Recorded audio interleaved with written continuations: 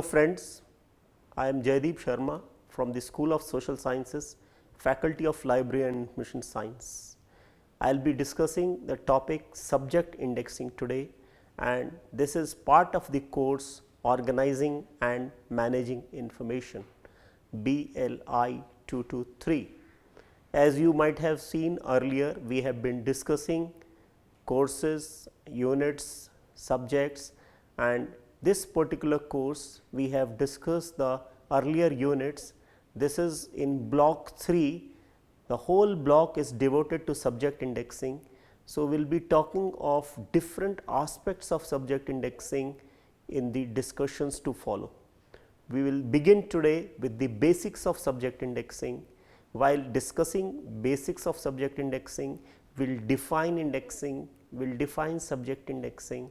We will try to relate it with classification, library classification.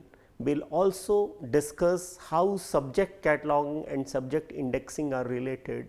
We will talk of the indexing language and also different types of indexing.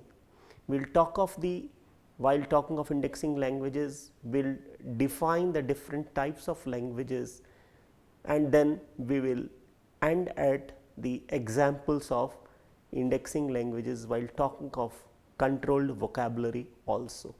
So, this discussion today will form the basis or very base of the discussions to follow on subject indexing.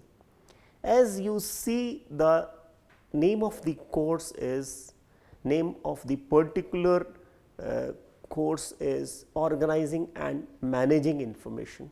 So, whatever we talk in this particular course, we are concerned with organizing this information, putting it in the perspective, and also seeing that it is organized in a way that those who want to access it, those who have created it and want people to access it, we are able to really achieve their purpose, we are able to facilitate their purpose, we are able to help them achieve their purpose.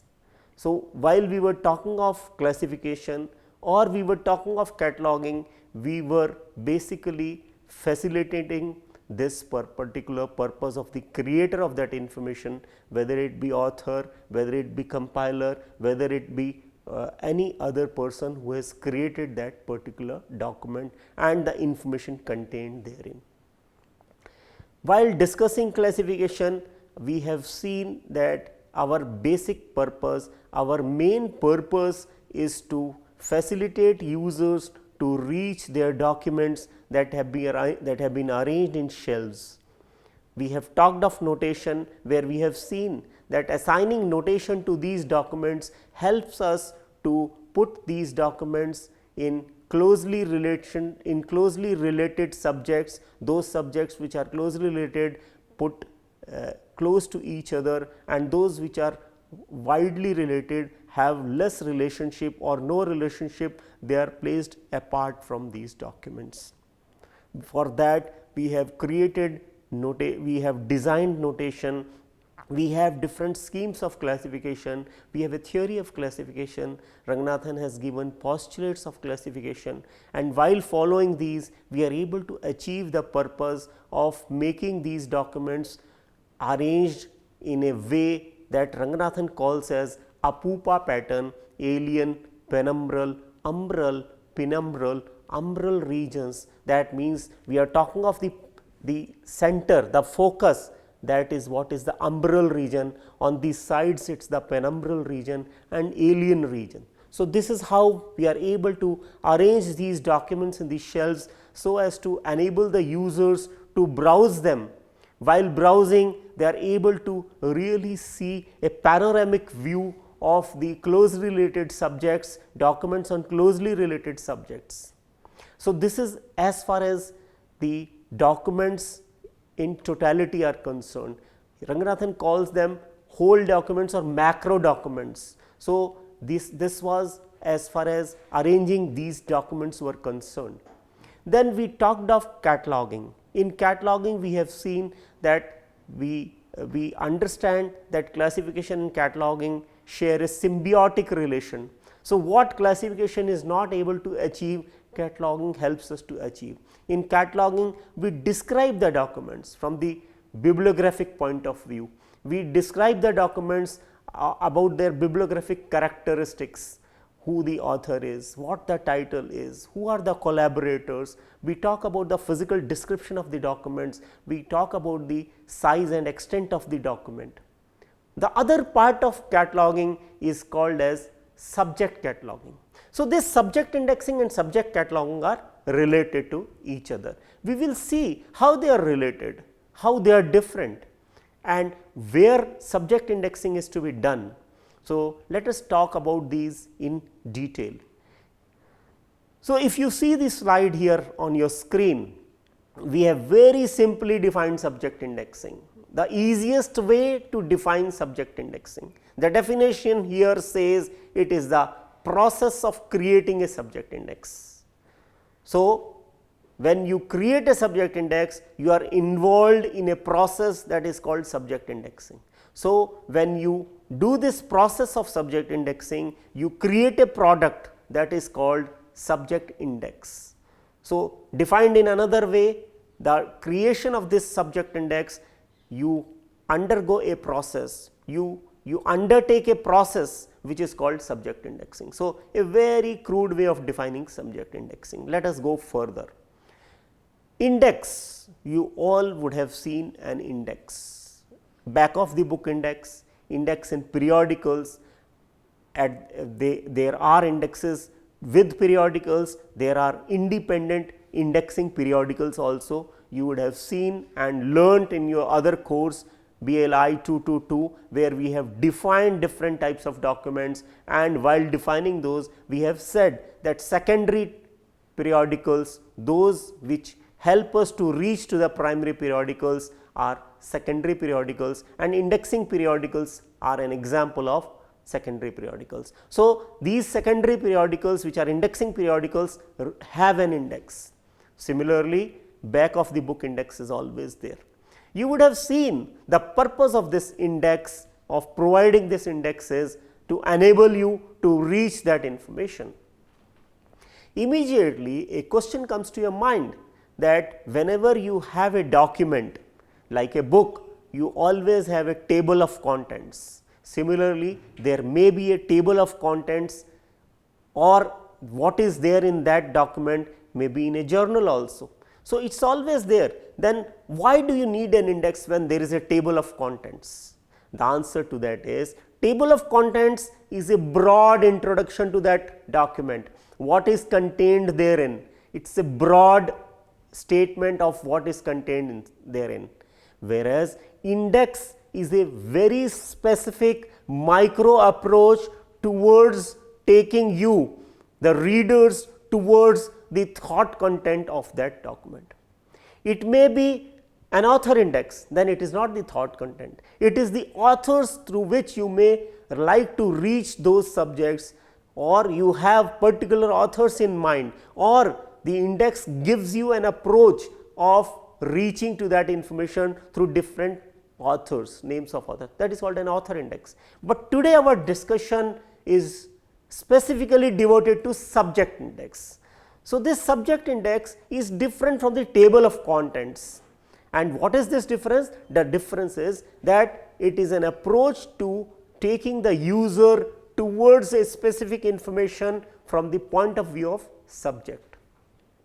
If you see this definition which has been given from an authoritative source, is it states that this term comes from the Latin word indicare, means to point out or to guide. So, it guides the reader, it points out for the user the different subjects contained there in the document. So, if I read this definition from the source, that is the British Standard 3700/1964, you would please do not worry about the datedness of this source, because the term index has been defined there and this meaning of the term index has not changed, it is an authentic source. It is, I read from the definition, I quote from there, a systematic guide to the text of any reading matter. So, it is a systematic guide. Again I quote, a systematic guide to the text of any reading matter or to the contents of other controlled documentary material comprising a series of entries with headings arranged in alphabetical or other chosen order with references to show where each item indexed is located, unquote. So, this definition from the British Standard, if you can just analyze it, there are two components. One is that the different concepts of the document, the subjects that have been discussed in the document and the location of those subjects. At times it seems very simple, but you just try to attempt to create an index to a piece of information. Just take a book of your choice, a book which interests you, try to create an index. Take a chapter of a book, try to create an index. You will find it is not that easy. Why? What is the difficulty? What is the problem? It is not so simple. You have to know that document, that book, and also this is also see and also visualize the other end, the person who wants to approach this document, the different approaches of those users. So, you have to think from two angles, the one from the creator side and the one from the user or reader side. So, a job of an indexer is not easy. He has to visualize the two, the person who has created the information, his viewpoint, and the person who wants to approach or access this information, his viewpoint. So, from these two he has to create an index. Just have a try and try to create an index, you will find it is not a simple or easy job. Now, going further, subject indexing, another useful definition from UNESCO Handbook of Information Systems and Services, a very well often quoted source of information on subject indexing. And again I read out for you this definition. It says, I quote from the source, refers to the process. So, it is from the process point of view. As we have said earlier, indexing is the process of creating an index. So, this definition describes this from that process point of view. I again read it. I quote from the source, refers to the process of identifying and assigning labels, descriptors or subject headings to an item so that its subject contents are known and the index thus created can help in retrieving special items of information, unquote. So, again if you have heard this definition, you would have really recognized that it says that while you index, you are able to create or assign descriptors or subject headings or labels. These are also called as keywords. How a person may think and may require information that is presented in this document. So, while you are able to really think of this, you are able to assign keywords, subject headings, labels or descriptors, and if you are able to do that while providing the location in that particular document, this document could be a periodical article, could be a research report, could be any other such piece of information, and thus you are able to help the user to reach to that specific item of information. So, this thing is very important that when you index, you may do it from the point of view of the fact that user may not read that information from page to page, from the first point to the last point. He may like to have some specific pieces of information. He may be interested in some very specific information. That is the basic purpose of an indexer, the basic purpose of helping such users. That is why you would not have seen indexes at the end of books which are like a fiction, a poetry. Those such books which are which are to be read from cover to cover, you do not find indexes in such pieces of information, in such types of documents. So, let us move further. There is another term, subject cataloging, that you would happen to see in literature, and at times it creates confusion whether subject cataloging and subject indexing are the same or they are different. The reason is, at times in literature you would see that these two terms have been used interchangeably. They use subject cataloging and subject indexing to mean the same. So, it is fine, it is used interchangeably, but then it has also been distinguished how these two are different. In fact, Charles Sammy Cutter, he used this term subject cataloging only. You would remember in 1876 he gave the objectives of catalog, where he mentioned about subject cataloging also. So, but then there is, these have been differentiated also. Let us first understand what is subject cataloging, and then we will see how it is different from subject indexing. So, if you see here on the screen this particular slide, it defines subject cataloging, it describes the purpose of subject cataloging. So, what does it say? It says it is assigning subject headings to books. It is the process of assigning subject headings to books. It is preparing entries, that is subject entries, to enable the users to access books by their subjects. So, as we have just now talked of bibliographic description, descriptive cataloging, there you are not concerned about the subject, you are talking about the bibliographical details. You are trying to provide access and information from the point of view of other bibliographic elements, but when it is the subject of the document, it is the subject of the book, particularly the whole book, we are talking of subject cataloging. So, it is to help users to look for books on related subjects. So, it is the subject cataloging, it is not merely assigning subject to different books and thereby creating subject entries in the catalog, but also helping the users to know about related subjects, about books on related subjects, because the reason is that when you talk of other bibliographic elements, a user may be very sure about it, but when you talk of the subject, the user may not be very sure. The user might think of accessing a particular book on a particular subject, but then he may need a book on some other subject which could be slightly different, which could be slightly related, could be some other subject. Therefore, while creating a subject catalog, you have to take care of these things, and this is the problem for the subject cataloger. So, that is why I said it helps users to look for books on related subjects. It helps users to narrow down their search to reach books on their choice of subjects. Why are we saying narrow down?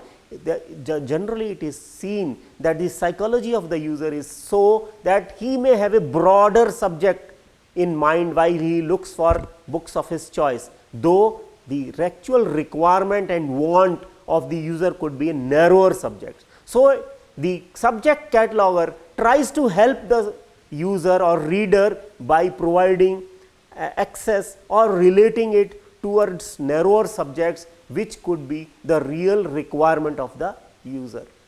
And what do? You assign verbal subject equivalents. When you talk of subject headings, we are talking of verbal subject equivalents to subjects of books or to books. So, it is not the numerals, but verbal subject equivalents. When you are talking of descriptors or you are talking of keywords or you are talking of labels, we are talking of verbal subject equivalents.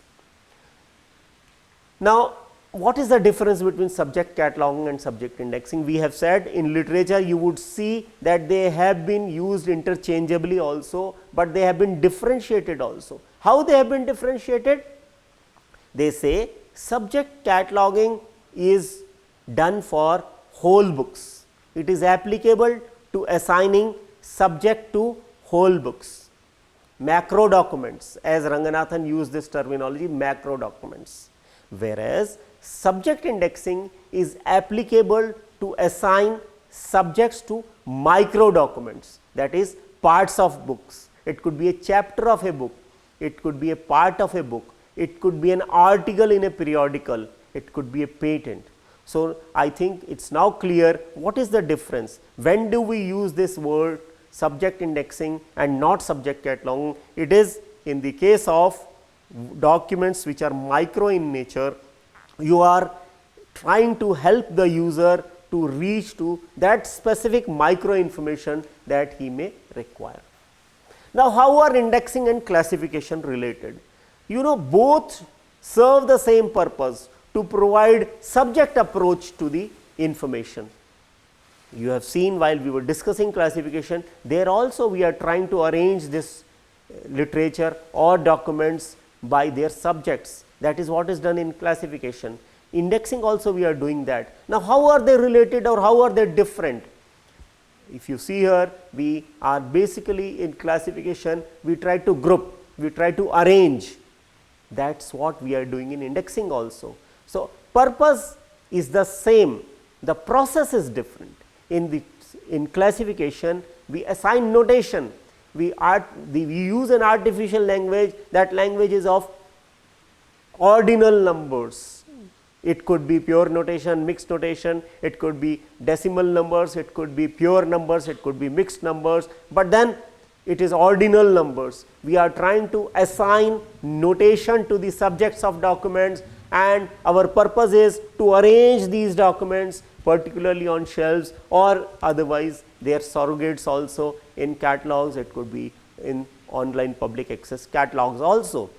Whereas, in case of indexing, the difference is that we make use of an indexing language that is different from a classificatory language, and the difference is that these are verbal equivalents, and the process of classification results into class numbers, whereas the process of subject indexing results into subject descriptors or subject headings.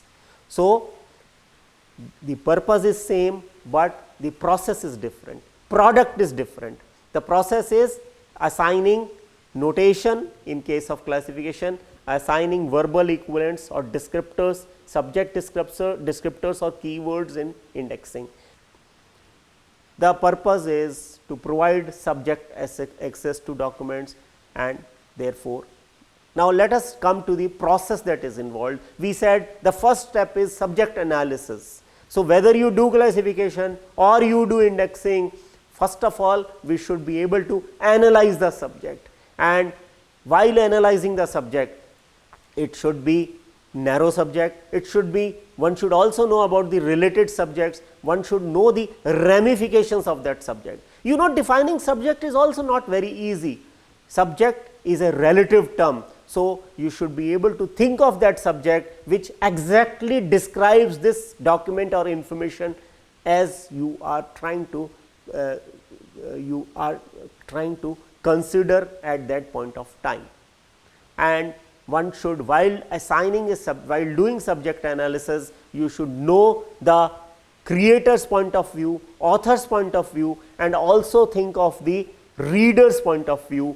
It could be a popular piece of article, it could be a learned piece of article. Similarly, the users might be different. From that particular document or information, it could be meant for different types of users. So, while analyzing the subject, this has to be kept in mind. The next step in the process of indexing is subject representation. You might think it is a very simple thing, that every subject has a name, we can just use that name. But then you have seen in classification that there are problems with names, and there could be, you cannot force an author to use a particular name. The subject may have different names, there are homonyms, there are synonyms, there are names in different contexts, there may not be exact names. Therefore, subject representation has to be unambiguous. It should really help to convey that information and help the user to reach that information. Therefore, that is a problem of subject representation that you should have in mind. Now, to represent the subject, you make use of a language. As we have seen in classificatory language, we have seen how different types of notation have been used. Similarly, in indexing also there is a language. Classificatory language is that of notational language, that is, notation has to be something which helps to mechanize. It is ordinal numbers and it should be a unique notation that is equivalent to what you have at idea plane, at notational plane also. We have seen in the canons of idea plane and notational plane given by Ranganathan. Whereas in indexing also, this language should be such that it expresses the concepts discussed in the document. It expresses the relationship between those concepts, and also it helps to give a panoramic view of information contained in the document. The relationships among the different subjects and amongst the different types of documents. When you talk of a particular subject, it may be expressed in different types of documents and different documents that you have to be concerned about. Therefore, you make use of an indexing language, and the indexing language has three different components: the semantics, the syntax and the syndactics. Now, the semantics means the meaning associated with it, the relationship between different subjects and concepts of those subjects. These relationships have been identified to be hierarchical and non-hierarchical. Hierarchical means they are related as genus, species, whole part or whole type, or these could be an instance relation also. We will discuss about these relationships in detail in our further discussions. And if you talk of non-hierarchical relationships, these could be equivalence relation or associative relation. We will talk about these in details. Syntax, every language has a syntax. Different languages have different syntaxes, and if you do not have a syntax, you will not be able to convey the meaning of what you are saying. Similarly, in indexing language also there is a syntax. I have given an example here, that if the example is education of the girl child, you can say education of the girl child, you can say girl child dash education. So, these are two different syntaxes. Every indexing language has its own syntax, which we should learn as indexers while using that indexing language. Syndactics means every indexing language has syndactics also, to help users to hop between related subjects, to change positions as far as their needs are concerned, to collocate different types of relationships among subjects, for which we make use of references like see also used for like these. Now, there are different types of indexing languages. It could be a natural language indexing, wherein we make use of how the author has used the vocabulary. The same indexers also use, we call it natural language indexing. Free indexing language, the indexer makes use of all types of vocabulary, whether it is synonyms, homonyms, and therefore it is called free indexing language. And the third is controlled indexing language, wherein you make use of controlled language, where you have control over the language, and for that you have different tools for that. Similarly, there are different types of indexing, that is derived indexing and assigned indexing. If we make use of the terms and words that have been used by the author, we say it is derived indexing. And if we use a controlled vocabulary, we indexers use a conceptual analysis of the different terms of a subject and create a controlled vocabulary and use that for indexing. Such an indexing system is called assigned indexing system. And for that we need to have vocabulary control tools, and we need to use them in our language. And some examples of these tools are classification schemes like CC, DDC, UDC. We have list of subject headings like the Library of Congress list of subject headings, Sears list of subject headings. We have thesauri, like you all know Rogers thesaurus, you all know medical subject headings list. There are such thesauri in the field of education also, engineering also. So, this we have discussed today about the basics of subject indexing, where we have discussed the relationship between indexing and classification, relationship between indexing and subject cataloging, the differences also between them. We have talked of different types of indexing languages, different types of indexing system. We will talk about all these in detail in our further discussions. Thank you.